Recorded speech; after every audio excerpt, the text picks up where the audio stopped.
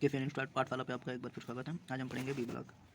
B block इसका काम होता है गोलाकार जाप को पकड़ने या सहारा देने के लिए करते हैं, मतलब जाप को होल्ड करने के लिए होता है। इस पर मशीनिंग क्रिया जैसे मार्किंग, ड्रिलिंग, मिलिंग, ग्राइंडिंग हम करते हैं गोलाकार जाप पर बी ब्लॉक में कसकर। ये कास्ट आयरन के बने या कार्बन स्टील के भी बने होते हैं। इनके मध्य आकार में भी प्रकार के खाँचे कटे होते हैं, ठीक ना। जैसे आप यहाँ पे फिगर में देख सकते हैं, ये जो भी प्रकार के हमारे कटे हैं खाँचे, और इनमें हमारी ये इन खाँचों में ये हमारी झिर्रियाँ भी कटी होती हैं, ये वर्गाकार झिर्रियाँ भी कटी होती हैं। इन खाँचे का जो कोण होता है 90 डिग्री का होता है, यानी ये जो हमारा एंगल होता है 19 डिग्री का होता है। ये मैं बता चुका हूँ। इनके आयताकार भाग में झिर्रियाँ कटी होती हैं, ये जो झिर्रियाँ है झिर्रियाँ कटी होती हैं। इस पर क्या होता है, वर्गाकार जाब या जो सिलेंड्रिकल जाब होता है उसका फेंडर निकालने के लिए भी इसका यूज करते हैं। बी ब्लॉक का जो साइज होता है लंबाई, चौड़ाई, ऊंचाई के आधार पे होता है। भारतीय मानक IFI के अनुसार इनकी जो लंबाई होती है 75 से 200 होती है और चौड़ाई 50 से 100 होती है। ये प्राय जोड़े में मिलते हैं। तो दोस्तों यहाँ पे हमारे दो प्रकार के हैं, single level single group B block है, ठीक ना। तो यहाँ पे हमारा ये सिंगल ग्रुप है और ये हमारा डबल ग्रुप बी ब्लॉक है, ठीक ना। ये ऊपर का जो हमारा है ये इसे फेस कहते हैं, टॉप फेस कहते हैं। और ये जो हमारा ऐसे झुकाव है, जो कटा है खाँचा इस तरह का झुकाव, उसे हम कहते हैं फ्लैंक, फ्लैंक ऑफ बी, ठीक ना। वही नीचे का जो हमारा ये है साइड फेस बोलेंगे इसे, ये जो हमारा नीचे का है इसे साइड फेस कहेंगे, और ये एकदम जो नीचे का है उसे बेस कहेंगे। उसी तरह इसमें भी साइड का है, ठीक ना, साइड फेस है, ये नीचे का बेस है। यहाँ पे डबल ग्रू है, ठीक ना। ये डबल ग्रू है हमारा, ऐसे डबल ग्रू बने, इस साइड भी बने हैं। ये हमारा इस तरह से बी ब्लॉक होता है। बी ब्लॉक इसलिए कहते हैं ना क्योंकि इस पर बी साइज के खाँचे, मतलब खाँचे कटे होते हैं, ठीक ना। ये जो हमारा बी साइज के खाँचे कटे हैं इस कारण इसे बी ब्लॉक बोलते हैं। बी ब्लॉक निम्न प्रकार के होते हैं। पहला है समतल बी ब्लॉक, ठीक ना। समतल बी ब्लॉक में क्या होता है कि एक साइड पर बी ग्रुप कटी होती है। जैसे देखिए यहाँ पे एक साइड पे बी ग्रुप कटी होती है। मैंने यहाँ पे एक सिलिंड्रिकल जब को डालकर दिखाया है, ठीक ना। ये जो बी ग्रुप में डाली गई है।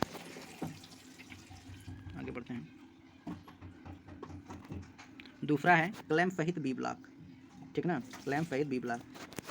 तो इसमें क्या होता है कि आमने सामने की भुजाओं पर एक ही साइज की अलग साइज की ग्रुप कटी होती हैं। जैसा कि मैंने बताया था, इस साइड भी ग्रुप कटी थी और उस साइड भी, और दोनों भुजाओं पर एक आयताकार झिर्री कटी होती है, यानी दोनों साइड आयताकार झिर्री कटी होती है। झिर्री मैंने दिखाया था कि जैसे ये बी टाइप की ऐसे बनी थी ऐसे, तो इसमें एक ऐसे बना था वर्गाकार। तो ये हमारा जो ये वाला पोर्शन है ये झिर्री है, और ये हमारा ये जो ये वाला है खाँचे हैं।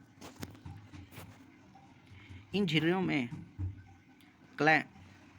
में क्लैंप को फंसाकर किसी गोलाकार या वर्गाकार जाब को क्लैंप में लगे स्क्रू द्वारा मजबूती से कस देते हैं। तो दोस्तों यहाँ पे जो हमारा ऐसे बना है, ठीक ना, ऐसे करके ये जो हमारा क्लैंप है, सॉरी, ये हमारा ग्रू है, ठीक ना। तो ये भी हमारा झिर्री की तरह कटा है। तो इसमें हम क्लैंप को फंसाकर हम मतलब सिलेंड्रिकल जाब को इस पर कसते हैं, ठीक ना। इसकी बात कर रहा है, इस वाले ग्रू की यानी झिर्री की बात कर रहा है। आगे बढ़ते हैं। ये जो हमारा दूसरा है क्लैंप सहित बी ब्लॉक, ये भी हमारे लगभग 3 प्रकार के हैं। इनको 3 भागों में बांटा गया है। पहला है single level single B block. तो दोस्तों जो single level single B block जो हमारा होता है, सिंगल लेवल का मतलब हमारा ये जो बी वाला है बस एक ही यानी सिंगल हो, तब इसे हम बोलेंगे सिंगल लेवल, ठीक ना। और सिंगल बी ब्लॉक, तो यहाँ पे ग्रुप की बात नहीं कही है, तो इसलिए हमारा ये ऐसा होगा बी ब्लॉक। दूसरा है single level double group B block. तो देखो दोस्तों यहाँ पे सिंगल लेवल यानी एक ही बी बना है, ठीक ना, और हमारा जो इसका जो ग्रुप है हमारे 2 हैं, आप देख सकते हो 1 2, ठीक ना। तो इसलिए single level double group block B block, तो बी ब्लॉक है। तीसरा है हमारा डबल लेवल, तीसरा है double level single group B block. तो देखो दोस्तों यहाँ पे डबल बी ब्लॉक बने हैं, मतलब डबल बी बने हैं, एक ऊपर एक नीचे, और हमारा जो ग्रू है एक ही है, तो इसलिए से बोलेंगे double level single group B block. दोस्तों इसका यूज क्या होता है ना कि इनमें हम इन बॉक्स में क्लैंप होने के कारण काम करते समय ये जाब को हिलने नहीं देता है। दोस्तों हमारा तीसरा है चुंबकीय बी ब्लॉक यानी मैग्नेटिक बी ब्लॉक। इसमें क्या होता है ना कि अस्थायी चुंबक लगा होता है इसमें, ठीक ना। यदि यही हम आन की दिशा में घुमा दें लीवर को, ये हमारा लीवर है, ठीक ना, ब्लैक वाला, यदि इसको आन की दिशा में, ये आन है, आन की दिशा में घुमा दें तो ये जाब को पकड़ लेगा, ठीक ना, यानी चुंबक से द्वारा पकड़ लेगा उसे। और वही आप की दिशा में कर देंगे तो ये जाब को छोड़ देगा।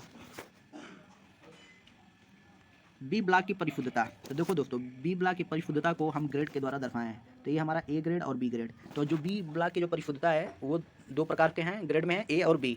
दोस्तों क्वेश्चन में पूछता है, ठीक ना, बी ब्लॉक कितने ग्रेड में मिलते हैं, तो हमारे दो ग्रेड में मिलते हैं, ए और बी। कभी कभी सी डी ऐसे दिया रहता है तो वो गलत है, हमारा ए और बी में ही होता है, ठीक ना। तो ए ग्रेड का जो बी ब्लॉक है वो अति परिशुद्ध होते हैं, उत्तम स्टील व हाई ग्राइंडर होते हैं और ये 4 mm की लंबाई तक मिलते हैं। अगला है बी ग्रेड बी ब्लॉक। तो इसमें क्या है कि ये ए ग्रेड की अपेक्षा कम परिशुद्ध होता है, ठीक ना। ये close grain grey cast iron का बना होता है, ये साधारण कार्य के लिए यूज होता है और ये लंबाई, इसकी जो लंबाई है 300 mm में होती है। बी ब्लॉक की परिशुद्धता के लिए सरफेस प्लेट को अच्छी तरह साफ करके इसके ऊपर एक साइज के 2 बी ब्लॉक सीध में रखकर उनके ऊपर एक सिलिंड्रिकल टेस्ट बार रखें। टेस्ट बार के दोनों सिरे को डायल टेस्ट इंडिकेटर पर चेक करें। अगर दो सिरे पर लगी गई रीडिंग एक समान है तो यह बी ब्लॉक पेयर है। दोस्तों इसका कहने का मतलब सीधे है कि यदि ये दो ब्लॉक है, ये दोनों ब्लॉक पेयर में है यानी जोड़े में हैं, तो कैसे आप पता करोगे। तो इस पर हम क्या करेंगे, एक सिलिंड्रिकल बार रखेंगे, ठीक ना, और इनको दोनों तरफ से क्लम से कस देंगे और भी सीध में एकदम लाकर। फिर इस पर हम क्या करेंगे, डायल टेस्ट इंडिकेटर से दोनों तरफ से माप लेंगे। यदि दोनों तरफ की जो मार्किंग है यदि समान आए, एक ही आए, तब ये समझेंगे कि ये दोनों जो ब्लॉक है हमारे ये पेयर में है। बस यही चीज़ मैंने लिखा है, ऐसे हम पेयर निकालते हैं। अगला नोट्स है, हर बी ब्लॉक जोड़े पर नंबर अंकित होते हैं, इसलिए हमेशा प्रयोग करते समय एक ही नंबर वाले ब्लॉक चुनिए। दोस्तों यदि हम वर्कशॉप में काम कर रहे हैं, ठीक ना, यदि हम वर्कशॉप में काम कर रहे हैं, यदि हमें पेयर ब्लॉक बी ब्लॉक की ज़रूरत है तो हम बार बार उसको नाप कर थोड़ी ना हम पेयर चूज करेंगे, तो इसलिए उस पर नंबर अंकित होते हैं, नंबर पे भी हम उनको चूज कर सकते हैं। अगला है दोस्तों मार्किंग या लेआउट टेबल। ये दोस्तों हमारा मार्किंग या लेआउट टेबल है, ठीक ना, वर्कशॉप में आप देख रहे हो इसे। ये ढलवा लोहे का, यानी ऊपर का जो है ना, ये ऊपर का जो सरफेस है ये हमारा, ये ढलवा लोहे का बना होता है, ठीक ना। ये आयताकार या वर्गाकार होता है, आप देख ही रहे हो चित्र में, ये वर्गाकार या आयताकार दिख रहा है। यदि थोड़ा लंबाई ज़्यादा चौड़ाई कम दिख रहा है तो ये समझ लो कि आयताकार है, यदि दोनों लंबाई चौड़ाई दोनों सेम दिखे तो समझ लो वर्गाकार है। इनकी जो चौड़ाई है देखो 1 मीटर और लंबाई 1.5 मीटर दिख रहा है, ठीक ना, 5 मीटर होती है, ठीक ना। मार्किंग या लेआउट टेबल की जो लंबाई है वो 1.5 मीटर और चौड़ाई जो इसकी है 1 मीटर होती है। दूसरी सतह व साइड की भुजाएं पर मशीनिंग होती हैं।